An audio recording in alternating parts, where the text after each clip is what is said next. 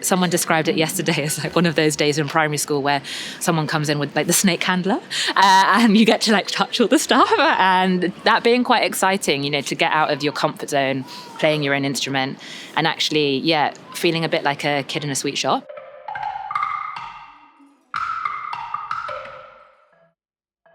In Collaboration is a new strand for us as part of Modulate, and it's an opportunity for our deaf and disabled musicians who work with us at Para Orchestra to work with high-profile deaf and disabled artists from many different disciplines, we hope.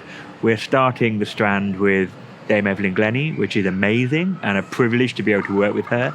But it's really all about getting in a room and trying out and experimenting on new ideas and new concepts with artists who are working at the top of their game. I think lots of what Modulate is trying to do is bring together our musicians so that they have a really rich network and community. So obviously work is happening, music is being played and made, but there's an emphasis also on taking some of the pressures off.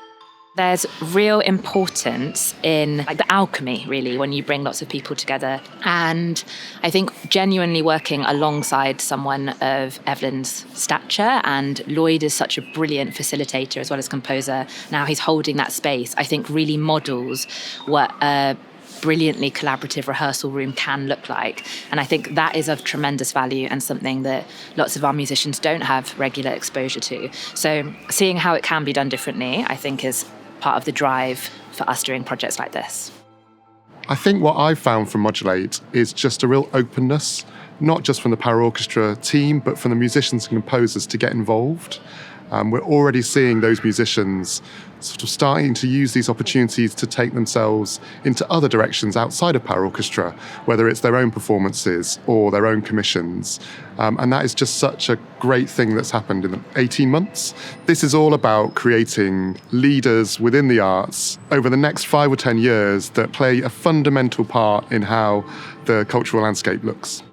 We've been working in this incredible space here at the Mount Without, and we've really been sort of thinking, well, what is our musical instrument? It's actually the space that we're in.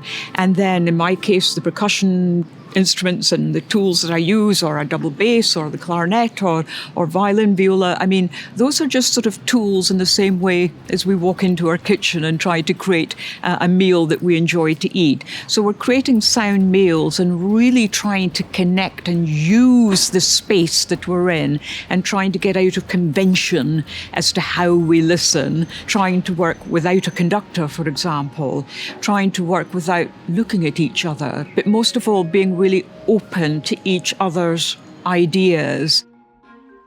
It is also the discussion of music and how music can affect our bodies and how we can affect society and affect change. And really, I think something that I want to incorporate more into my practice is engaging with people that also think about these things.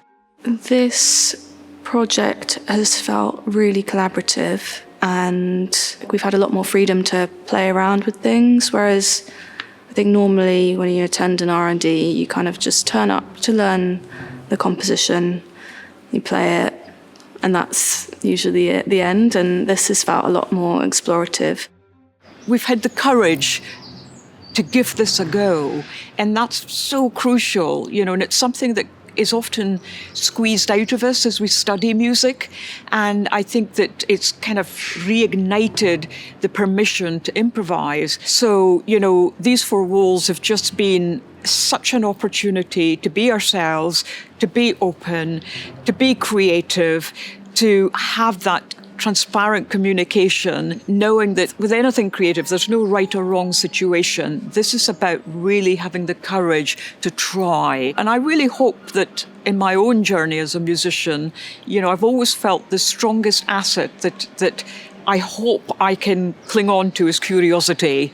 And that has definitely been ignited this week.